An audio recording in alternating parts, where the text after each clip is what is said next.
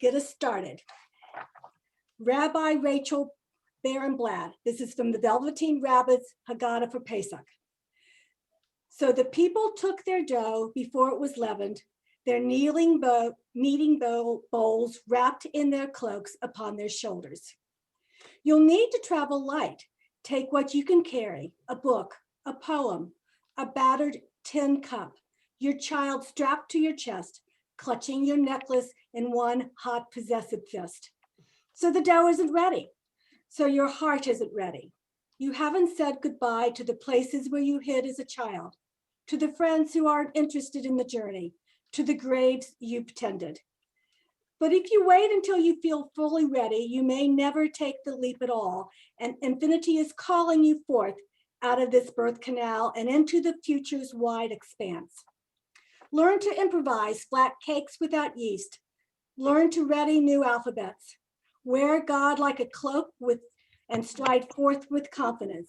You won't know where you're going, but you have the words of our sages, the songs of our mothers, the inspiration wrapped in your kneading bowl. Trust that what you carry will sustain you and take the first step out the door. Thank you, Karen. And now we'll turn it over to Sandy Spitz. Okay, we're going to do the Kaddish and the Matzah. Everybody. Just the Kaddish. Okay, Matzah, and then we'll follow with Matzah. Okay. We lift our cups of wine. With our cups of wine, we show our understanding that the redemption from Egypt is a constant historical process, and we honor the righteous women of every generation who have helped make freedom a reality. Everyone, for the sake of the unnamed, we were delivered from Egypt, and we were all there as was a share. We lift the cup of wine and we say, this is the cup of the named and unnamed women of the past, the cup of living water, strength, and may we use strength. Baruch atah Eloheinu ha'olam Amen. You are blessed, O God, Spirit of the world, who creates the fruit of the vine. And now we take the matzah and no, not matzah yet. Not yet. I'll let you know when we do matzah, Sandy. Oh, okay. So we're gonna take a break right now. I'm sorry. We're gonna move on to our next part. Okay. Which is Orchos, and we will spotlight Judy. Okay. As we wash our hands, we look at them, noticing the soft skin or the bitten cuticles or the lines that have come from long years of living. These are the hands that comfort, that bless, that type on a computer, that plant seeds, that make paper airplanes, that test for fever. We wash these hands with water, symbol of the waters of Miriam's well, the waters that parted for the Israelites as they fled Mitzrayim, the waters of the womb that bring forth life.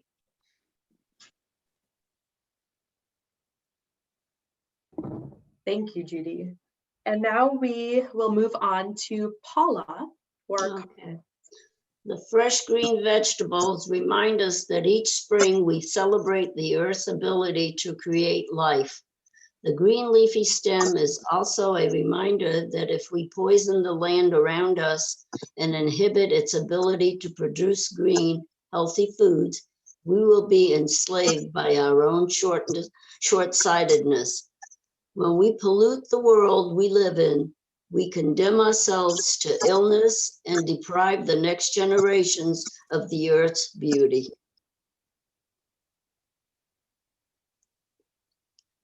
Baruch atah. Will someone help me read? Yeah, so this is the feminine version of this prayer. Right. You are blessed, O God, Spirit of the world, who creates the fruit of the earth. Thank you. And I'll go ahead and read the Hebrew because Please. if you're interested in sort of a feminine reading of Hebrew, here is this. Brucha atiyah Eloheinu ruach haolam boret pri ha'adama. Adama. Thank you, Paula. Thank you, Rabbi. And now we move on to Yachatz with Diana Fenichel.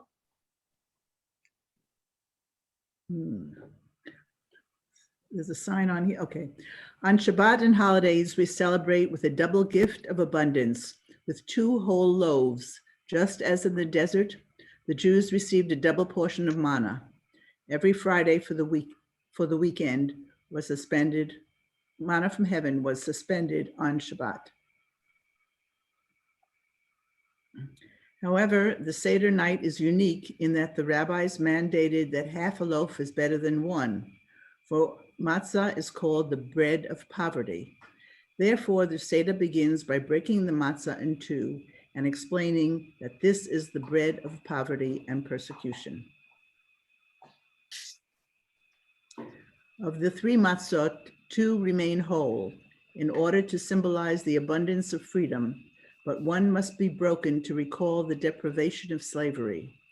The rabbis noted that the poor in their era were savers, experts at delaying gratification, who would never consume a complete loaf at one sitting, but would always put something aside against the uncertainty of the following week. In the midst of the Seder banquet, the broken matzah, the symbol of poverty, is meant to jar us out of our sense of complacency. Maimonides explains that the Torah repeats so often, "Remember that you were a slave in the land of Egypt," because it fears that growing up in wealth tends to breed arrogance and insensitivity. Thank you, Diana. So this Yachatz is when we break the middle matzah. So if you have 3 matzahs on your table, you can go ahead and break the middle matzah now. You didn't tell us to bring matzah. It's okay. The other, if you don't have the materials in front of you, this is a really good opportunity to sort of see what other things that we can bring to our Seder on the 28th, I think. So if you see something that you like here and would like the sources for this, reach out to me and I'll send them out to you. And with that, with learning some new ways, some new sort of women-friendly or feminist ways to look at different parts of our Seder, we're going to enter the Magid with the 4 questions. And with that, we will turn to Royal Duncan. Okay. Why is this night different from all other nights? On this night, we gather together in a way our foremothers could never have imagined. On this night, we gather as an extended family of women. We break through the glass mechitza, the curtain confining women to a separate sphere. What do we celebrate tonight? Women's stories long relegated to a minor place. What do we discard? The echo of exclusionary language. Let us enter into the Seder as if the ancient rabbis had always asked and valued the opinions of women. Surely God never meant for women to be overlooked. All other Seders, we hear the stories of our forefathers, but the voices of our mothers are silent. Tonight, they will be heard. At all other Seders, the heroic deeds of our sisters, Miriam, Yocheved, Shifra, and Puah, are kept hidden. Tonight, we will celebrate their courage. At all other Seders, we denounce the Pharaoh of the past. Tonight, we will also examine the Pharaohs of our own day. At all other Seders, we rejoice only in our liberation as a people. Tonight, we also celebrate our empowerment as Jewish women. Thank you, Royal. And the questions of, where are the women and what are their stories? We will take some time to read them with Candy Gellin. So before you start reading, Candy, I'm going to open up this link up here on this side. And we can read it with you. I'm going to, let's see if I can get this on the shared screen. Yep, there you go. Oh, did you have it? And then I took it away? No. Yep. Now I see my favorite place table. All right. There we go. Do you see it? That, Yes. yeah, Do you see a document that says heroic women and baby Moses? Yes, yes. All right. Candy, when you are ready. In one small corner of Egypt, just where the great river Nile runs into the sea, there lived some people called Israelites. They had come from Israel to Egypt many years before to look for food. God had promised to look after the Israelites in their new home. And at first, everyone was very happy. There was plenty to eat, and they grew strong and had lots of children. Soon their families filled the land. But then everything changed. The king of Egypt, who was called the Pharaoh, died, and a new Pharaoh became king. He hated the Jews. There are so many of them, he grumbled. Just think what would happen if they turned against us. They might even take sides with our enemies. We must stop them. So he thought of a plan. We'll make them our slaves, he announced with an evil grin. We'll work them so hard they won't even have time to think of fighting us. With a bit of luck, they may even die of exhaustion. So the Jews slaved from sunrise to sunset, making bricks and moving huge stones to build Egyptian cities. When they were not building cities, they had to dig the fields and plant all the wheat and barley. The Jews were exhausted, just as the Pharaoh had hoped, but they didn't die. In fact, they didn't even get ill. They stayed just as strong and healthy as ever. The Pharaoh's wicked plan wasn't working. So he had another idea. He told the nurses that they must kill the Israelite baby boys as soon as they were born. But the nurses knew that God would not approve if they did such a terrible thing. So they made up an excuse. We're so sorry, Your Majesty. They lied, not daring to look the Pharaoh in the eye. But the babies are born so quickly that we never get there in time. All right, then, replied the Pharaoh angrily. They'll just have to be thrown into the river instead. All the Jewish mothers were terrified and tried to hide their babies. One mother hid her newborn boy in the corner of her house. If anyone heard him crying and wondered about the noise, she knew what to say. It's a sick sheep I'm looking after, she would tell them. Funny, isn't it, how they sound just like babies when they're ill? No one suspected anything. But soon the baby grew too big to hide. I know what I'll do, thought this mother. I'll make a little ark of reeds and float the baby on the river near where the Pharaoh's daughter comes to wash every morning. And she's sure to find him. She has no children of her own, and she's not nearly as cruel as that wicked king.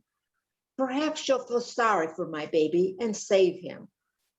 So the mother took a big basket and painted the outside with black, sticky stuff called pitch to stop the water from getting in. Then she laid the baby inside and put the basket among the reeds near the river bank. She told her daughter Miriam to stay and see what happened. Sure enough, the princess came down to the water's edge and stopped the basket. She sent one of her servants to fetch it, and she was amazed to see a little baby tucked up snugly inside. Whatever are you doing here? She exclaimed, picking him up and giving him a cuddle. And then she guessed the truth. You must be one of the Jewish babies, and your mother has hidden here for safety. Well, I don't care what my father says. I won't throw you in the river. Thank you, Candy. All right, I'm going to stop my share and then attempt to get back to where we were before. Let's see. Okay, almost there.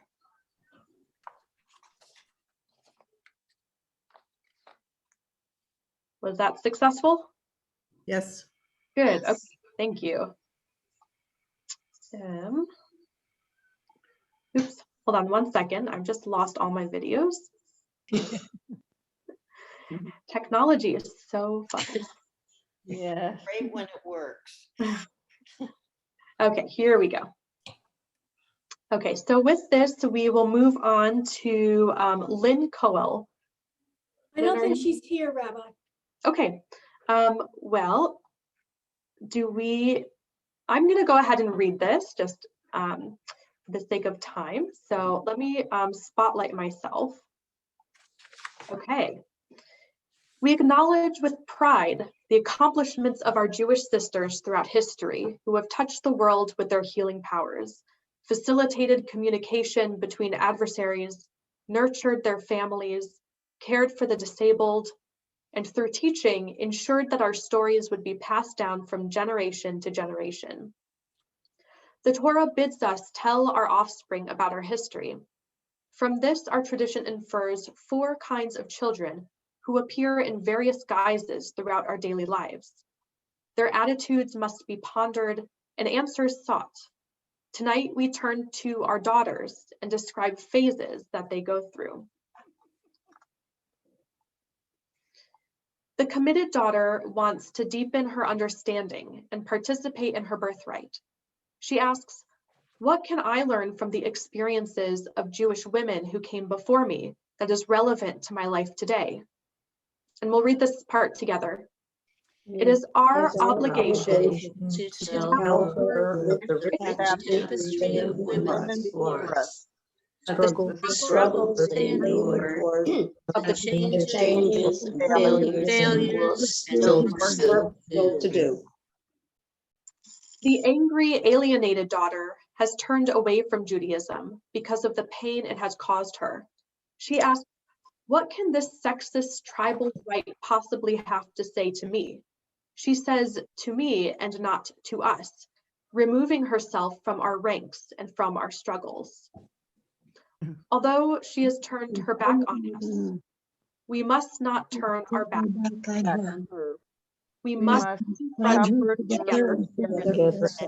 and say, What benefits for you deriving from from your separation from our joyful celebration. Don't you Know know you will be identified as a woman in times of constraint. Join us in changing what hurts you most. the superficially identified daughter has no conflict with her Jewishness because it's so marginal in her life. She asks, what's it all about anyway? Who needs commitment? We must explain to her lots of baggage, no diluted no wonder she obligates Judaism to the remote for life. We can encourage her to Today, struggle against her struggle make against lifelong connections here. make lifelong connections with our Savior. The daughter without Jewish experience has never dropped out of the community because she was never in it, does not even know where to begin. Tonight, We embrace her and involve her in our joy. Let Begin to feel a part of our people. now move on to our modern plagues. We're gonna make, this is not really specific to women, but it's generalized to, it's universal, it's generalized to all people, because that really is what women's rights are, right? Women's rights are everyone's rights. So we're gonna read through these one by one. So homelessness. And in this case, if you have wine, you can dip your pinky in and take a little bit out at a time. In any given year, about 3.5 million people are likely to experience homelessness. About a third of them are children, according to the National Law Center on Homelessness and Poverty. A recent study by the US Conference of Mayors showed the majority of major cities lack the capacity to shelter those in need and are forced to turn people away. We are reminded time and again in the Torah that the Exodus is a story about a wandering people, once suffering from enslavement, who through God's help eventually find their way to their homeland. As we inherit this story, we affirm our commitment to pursue an end to homelessness. Hunger. About 49 million Americans experience food insecurity, 16 million of them children. While living in a world blessed with more than enough food to ensure that all of God's children are well nourished, on Passover we declare, "Let all who are hungry come and eat." These are not empty words, but rather a heartfelt and age-old prayer to end the man-made plague of hunger. Inequality. Access to affordable housing, quality healthcare, nutritious food, and quality education is far from equal. The disparity between the privileged and the poor is growing, with opportunities for upward mobility still gravely limited. Maimonides taught, everyone in the house of Israel is obligated to study Torah, regardless of whether one is rich or poor, physically able or with a physical disability. Unequal access to basic human needs based on one's real or perceived identity, like race, gender, or disability, is a plague, antithetical to the inclusive spirit of the Jewish tradition. Greed. In the Talmud, the sage Ben Zoma asks, who is wealthy? One who is happy with one's lot. These teachings evidence what we know in our conscience, a human propensity to desire more than we need, to want what is not ours, and at times, to allow this inclination to conquer us, leading us to sin. Passover urges us against the plate of greed, toward an attitude of gratitude. Discrimination and hatred. The Jewish people, as quintessential victims of hatred and discrimination, are especially sensitized to this plague in our own day and age. Today, half a century after the civil rights movement in the United States, we're still far from the actualization of the dream that Dr. Martin Luther King Jr. articulated in Washington, D.C., a vision rooted in the message of our prophets. On Passover, we affirm our own identity as the once oppressed, and we refuse to stand idly by amid the plagues of discrimination and hatred. Silence amid violence. Every year, 4.8 million cases of domestic violence against American women are reported. Each year, more than 108,000 Americans are shot intentionally or unintentionally in murders, assaults, suicides, and suicide attempts, unintentional shootings, and by police intervention. 1 in 5 children has seen someone get shot. We do not adequately address violence in our society, including rape, sex trafficking, child abuse, domestic violence, and elder abuse, even though it happens every day within our own communities. Environmental destruction. Humans actively destroy the environment through various forms of pollution, wastefulness, deforestation, and widespread apathy toward improving our behaviors and detrimental civil policies. Rabbi Nachman of Breslov taught, if you believe you can destroy, you must believe you can repair. Our precious world is in need of repair, now more than ever. Stigma of mental illness. 1 in 4 Americans suffers from mental illness in a given year. Even more alarming, according to NAMI, National Alliance on Mental Illness, nearly 2/3 of people with a diagnosable mental illness do not seek treatment. And minority communities are the least likely to seek or have access to mental health resources. Social stigma towards those with mental illness is a widespread plague. Historically, people with mental health problems have suffered from severe discrimination and brutality, yet our society is increasingly equipped with the knowledge and resources to alleviate the plague of social stigma and offer critical support. Distraction. In this age of constant connectedness, we are easily distracted by an unending barrage of information, much of it meaningless, losing our ability to discern what is most important.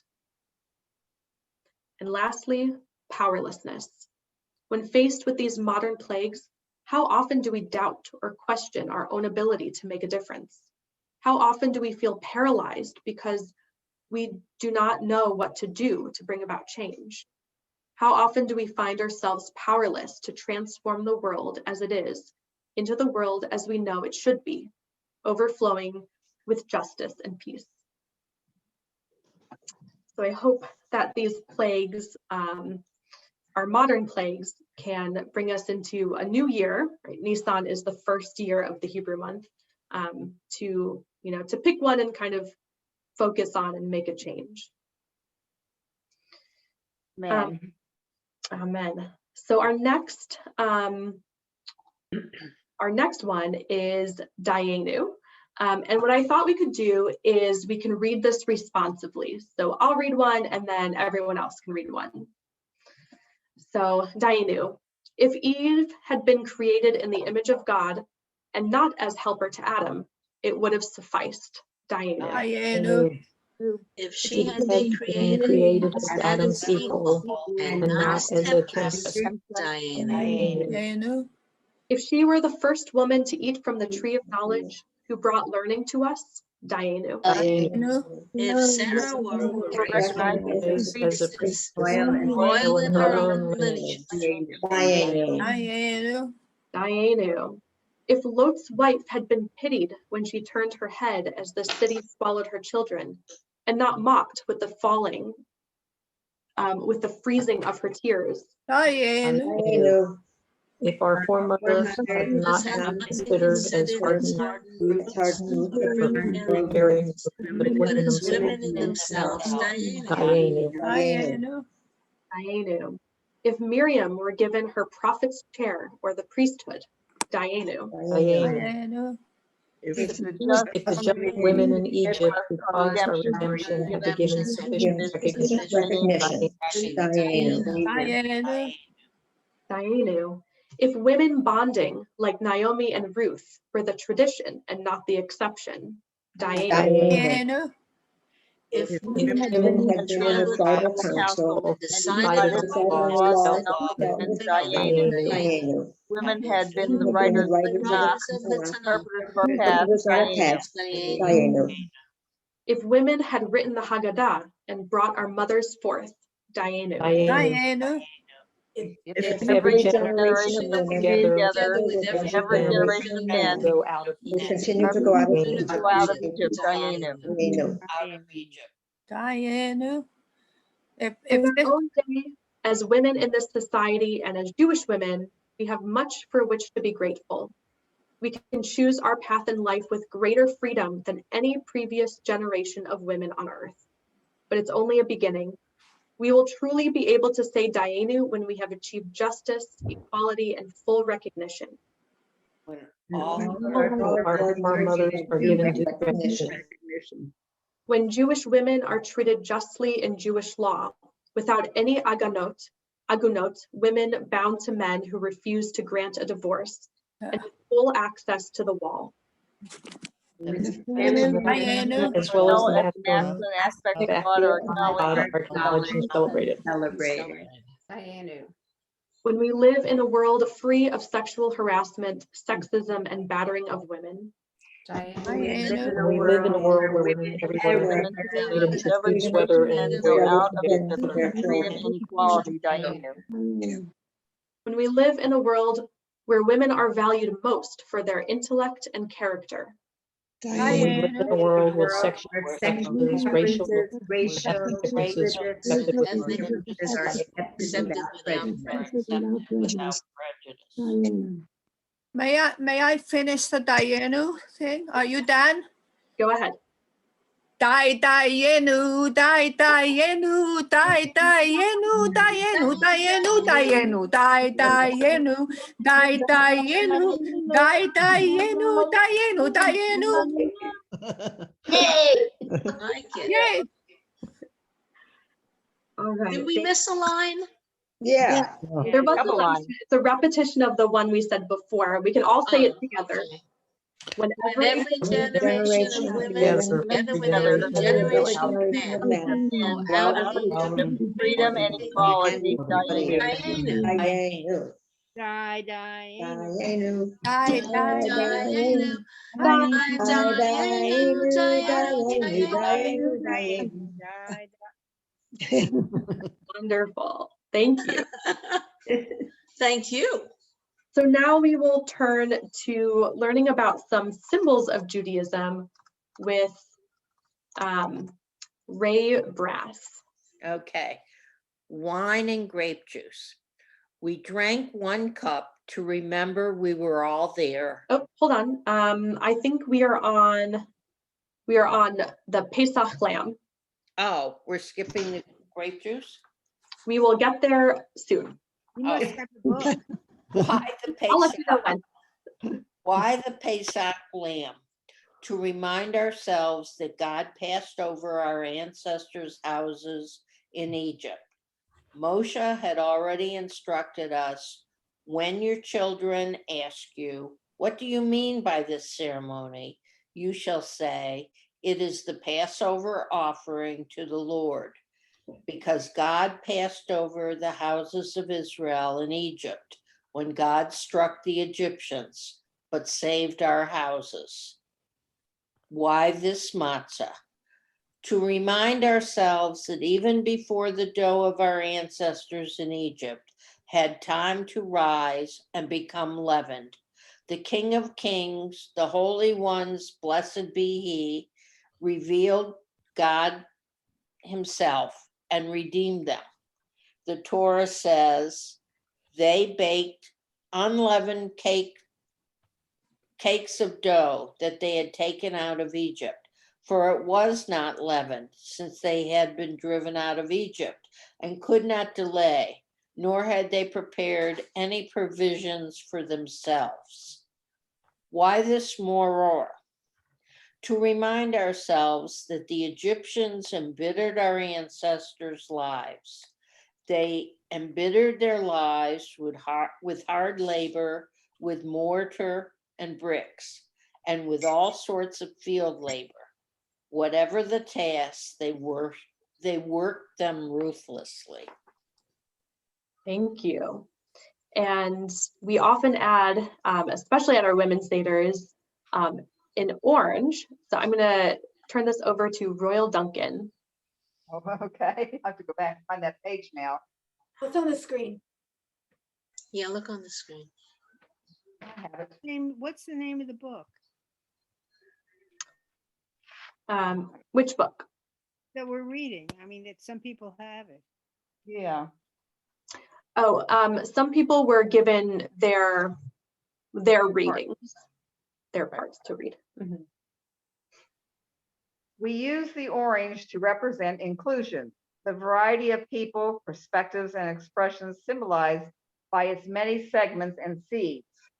Susanna Heschel, a respected Jewish teacher, encouraged bread on a Seder plate intended to symbolize solidarity with Jewish lesbians.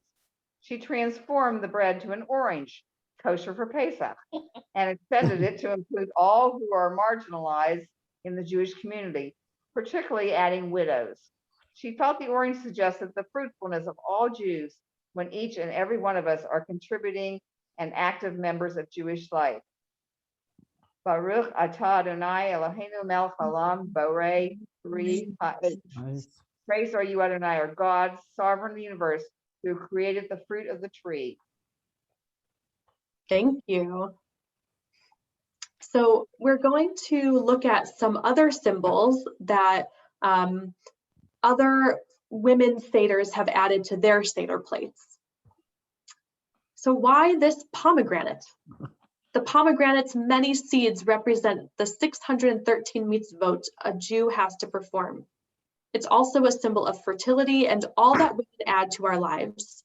When eating the pomegranate, a special blessing is said, beseeching God to make the Jewish people as fruitful as the seeds of the pomegranate. As you taste the pomegranate at your Seder on the 28th, I think, share with your table one mitzvah or commandment you value as an expression of your Judaism. But we're going to move on for now to why this artichoke. The artichoke gets its symbolism from the way it blossoms. From it, we learn joy of process, of appreciating the outer layers as we delve below the surface to experience the heart. Let us savor learning about the women present, getting to the truth of who they truly are. We mine the layers of our lives to bring their fullness to bear. Why these coffee beans? A casual representation of the joys and struggles of our lives. coffee beans for the added bitterness and stress women often face when juggling many responsibilities, and the chocolate for all that makes it worthwhile. Right. Nice. Why this salt? You see salt on our table. Lot's wife, who is unnamed in Torah, turned back to see the town of Sodom as it was being destroyed, witnessing the outpouring of God's anger. She was given the name Edith, meaning witnessed by the rabbis. We bring her wisdom to this part of the Seder ritual by placing a container of salt next to Elijah and Miriam's cups. We lift the container and say, "We remember Edith, once known only as Lot's wife, who wept at the destruction of her enemies. This is the salt of her tears." Why this olive?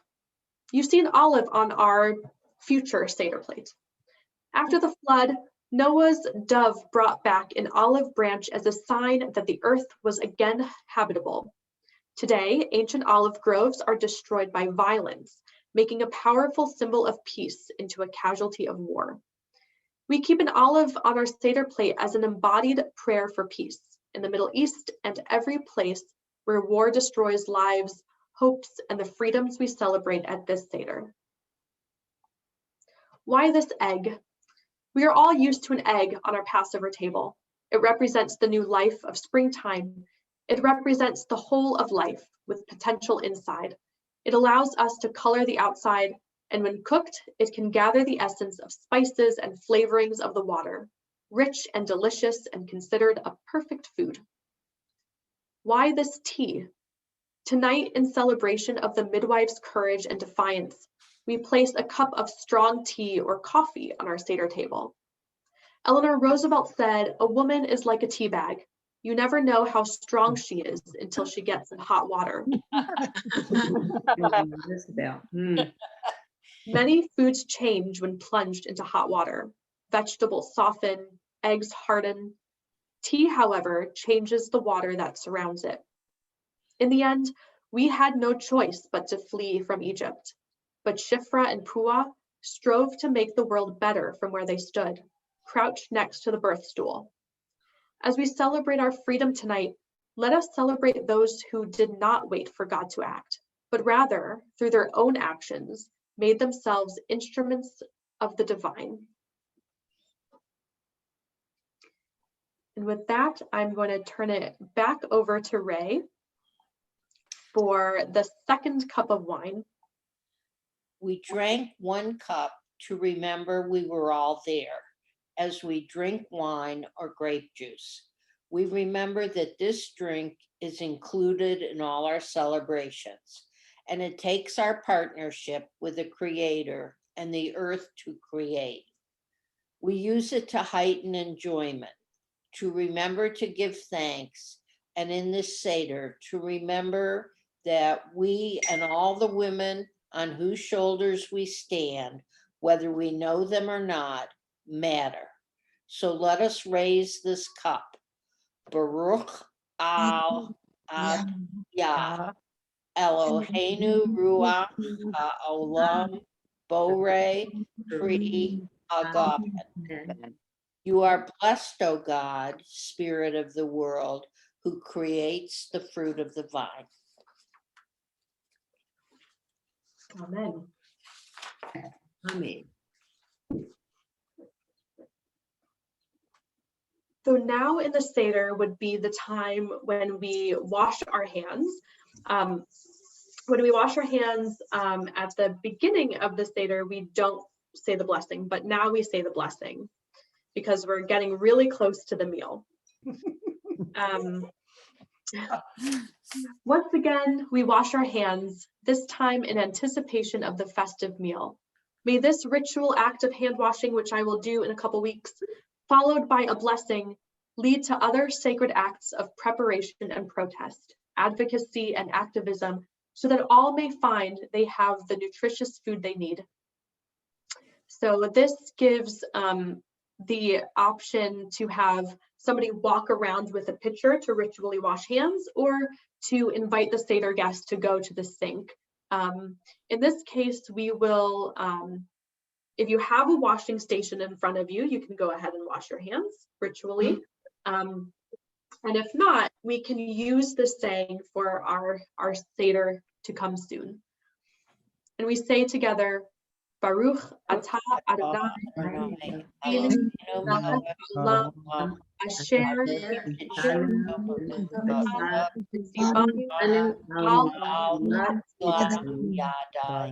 Blessed are you, Adonai our God, ruler of the universe, who has made us holy with God's commandments and commanded us to wash our hands. So this doesn't have a women's twist to it? This one does not. We use Purell. I have the oranges and the olive segments right next to me. Oh, perfect. How come? My I was told to have them by my side. My parents decided to modernize and bring a box of wet ones and passed it around. Well, with this, we are going to move into the part where we start to eat with motzi matzah, and we're going to move it over to Sandy Spitz, who will remind us why we broke the middle matzah. We break the middle matzah. Okay. And we bring to mind that place or those places that to you feel are broken and that you may want to hide. The cracks in the matzah and the afikomen, which is found and shared at the end of the meal, reminds us what we hide and must recover to journey on. Let us bless our cracked surfaces and sharp edges, unafraid to see our brittleness and brave enough to see our individual beauty. Reaching for wholeness, let us piece together the parts of ourselves we have found and honor all that is still hidden and broken. And as we consider the matzah and our table, let us bring to mind that poverty and suffering surrounds us. All who are hungry come to eat, kol dikfin yatai b'chayachol. Let us pray for healing for the broken, for the suffering, for those ourselves, for those we know, for those we don't know, and let us say a special mishberach on behalf of families experiencing abuse.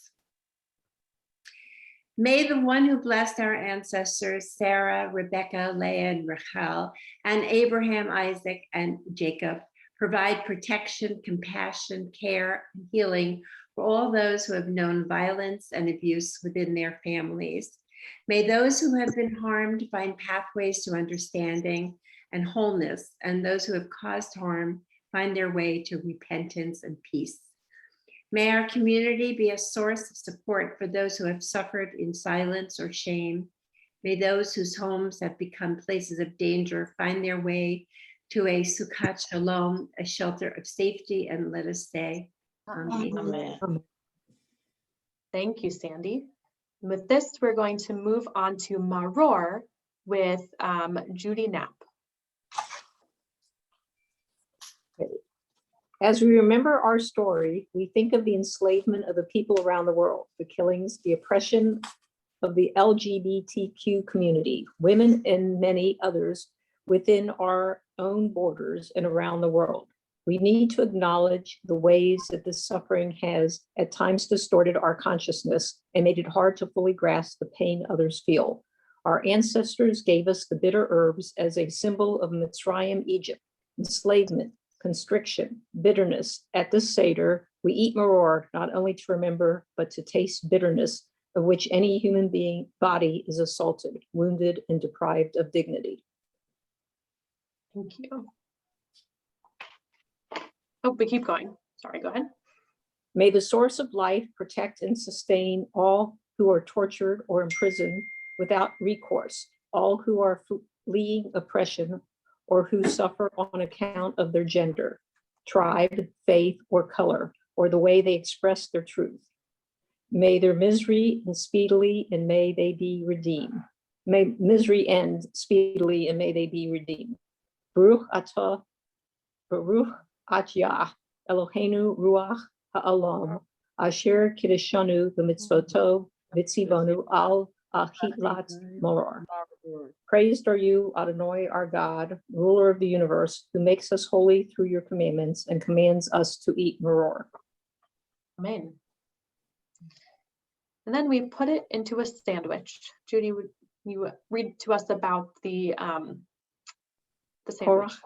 Mhm. The bread of affliction, the herbs of bitterness, and the sweet paste, moving forward, calling out, coming out, singing and dancing of freedom, working to make it real, representing the uniting of the various elements of the Seder plate. Korach alludes to the uniting of women's strength and gathering, such as women prayer and women's Rochodesh groups, may also represent women's uniting with men in their communities to work in partnership to address inequalities and to injustice that affects us all. Thank you. So this would be in our Seder where we make the Hillel sandwich, and then comes the really fun part. So we are not going to pause for dinner at this moment. This is where we would pause for dinner if this were in a couple weeks from now. Next week. Is it next week? I think Yeah. I keep saying a Next couple Saturday. weeks, but it's Next next. Saturday. A week from Saturday. Yes, my birthday is on the first Seder. Happy And if birthday. wants to tune in that morning to services on the 27th, I will be chanting the Haftorah. Ah, Wonderful. We'll have to join. okay. So the next part, after we eat dinner, the obvious thing that we do is we eat dessert. So that's where we get safun. So the playfulness of finding the afikomen reminds us that we balance our solemn memories of slavery with a joyous celebration of freedom. As we eat the afikomen, our last taste of matzah for the evening, we are grateful for moments of silliness and happiness in our lives. That was the fastest dinner I've ever had. Yeah. Ah, oh, hi. And not a lot of cleanup. Cleanup. May all of our dinners be so easy. Yeah. And our fasts. Mm. Well, with this, since we have had such a delicious and filling meal and dessert, we will inevitably move on to grace after meals. And with this, we will read responsibly with Paula Nevins. A full grace, a graceful toast to us, to where we each come from, to where we're going, how we're changing, to begin where we are, who we are. To what we can share, to what we can't share yet, to our joys and to our struggles. Which in all times we know Are connected with the modern times made us. to our efforts, to our faith, to our determination, to our fears, laughter, and kisses. Hugs and kisses. to wisdom, to study alone and in groups, to our books and tools, toys, material, raw and fine, to work, to meetings, to sleep, to our eyes, which fortunately also read a God, and see mountains and faces, flowers and bodies, and occasionally sunshine. To our ears, hands, noses, mouths, toys, breasts, to caress, touch, to our senses, to our knees. To the To the times we fall down, and the times we pick ourselves up, and the times friends help us up. To the shoulders we cry on, to the arms that hold us, to the solidness, strength It's the strength. to our work, to our play, to our loving, to our growth, to life. But before you take a drink, we have an interpretive third cup, the cup of persistence. We lift the third cup, but we don't drink it, as the work is not yet done. And let's see. And now we will move on to the last main section of our Seder, which is Miriam's Cup. And we turn to Diana Fenichel. So the rabbis asked, why is the Song of Miriam only partially stated in the Torah? And in Midrash is found the answer. The song is incomplete, so that future generations will finish it. That is our task. So we may each pass around Miriam's cup and pour a bit of water into hers. This is to show that we must act together to bring about the freedoms we are searching for, to bring about peace, and to help each other on our own journeys. As we pour a bit of water into Miriam's cup, let's ask the person next to us the name of a woman on whose shoulders she stands, and to explain in one breath why. Let their names and lessons be voiced. So I think that just looking at the time, we're going to not do this activity, but I hope that as we move forward, that we always keep those women in our minds, the women on whose shoulders we stand, who have taught us really valuable lessons about being women, about being human, about being Jewish. So we'll keep them with us so their memory lives on, including Miriam. I just need to find where Miriam's song went. Can you see that? Yes. Do you see Miriam's song playing? Oh, Debbie Friedman. Okay, so this is, do you see a YouTube video? No. It was there and gone. It was there and gone. Of course it was. Okay, so let me stop sharing and I'm going to reshare. Okay, so this artwork was made by children at the Ross JCC. And I don't actually know where the Ross JCC is, but here it is.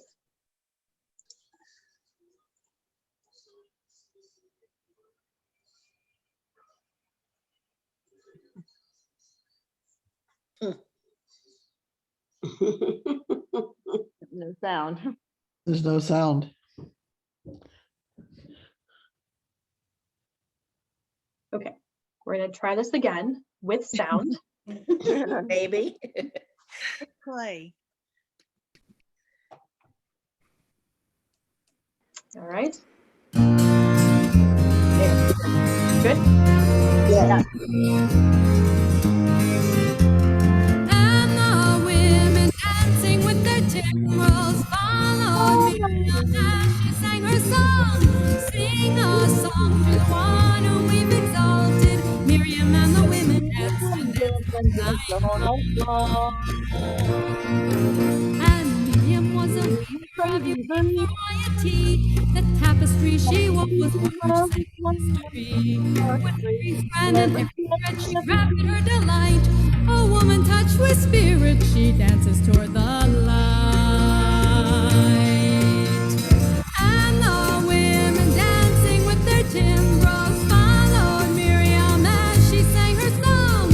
Sing a song to the one whom we've exalted. Miriam and the women danced and danced the whole night long. When Miriam stood upon the shores and gazed across the sea, the wonder of this miracle she soon came to believe. Whoever thought the sea would part with an outstretched hand, and we would pass to freedom and march to the promised land. And the women dancing with their timbrels followed Miriam as she sang her song. Sing a song to the one whom we've exalted. Miriam and the women danced and danced all night long. And Miriam the prophet took her timbrel in her hand, and all the women followed her just as she had planned. And Miriam raised her voice in song, she sang with praise and might. We've just lived through a miracle, we're going to dance tonight. And the women dancing with their timbrels followed Miriam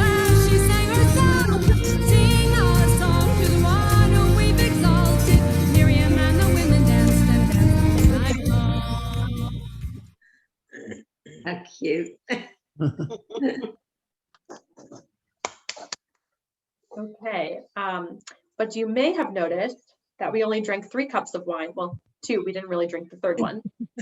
So we have 1 more cup to drink.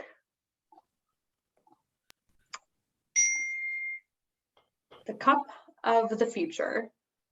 Give me 1 second because I've lost all of your videos. Here you are. We drink this cup to honor our daughters and the possibility of their lives.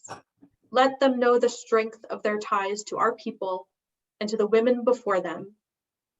Rucha atya Eloheinu ruach haolam borei pri hagafen. You are blessed, O God, Spirit of the world, who creates the fruit of the vine.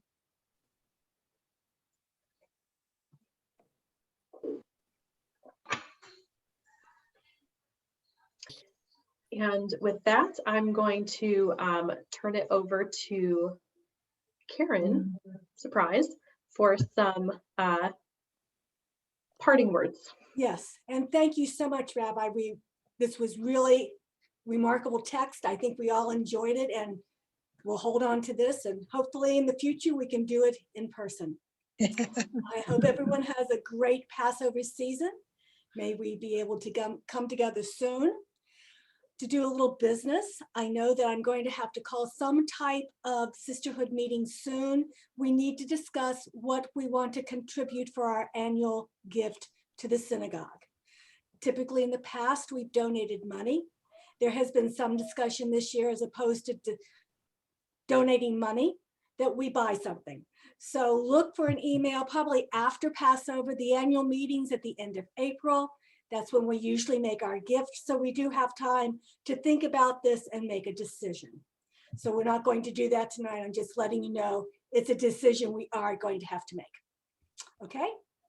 And again, thanks to everyone who participated, and thank you to all who have been here, and may everyone have a wonderful Passover. Thank you, you too. Thank you. Thank Thank you. Happy Passover. Happy Thank you. Passover. Happy And Passover. thank you again, Rabbi. Thank you, Rabbi. Thank you, everybody. Thank you. Sam, thank you, Sam, Rabbi Sam Shapra, especially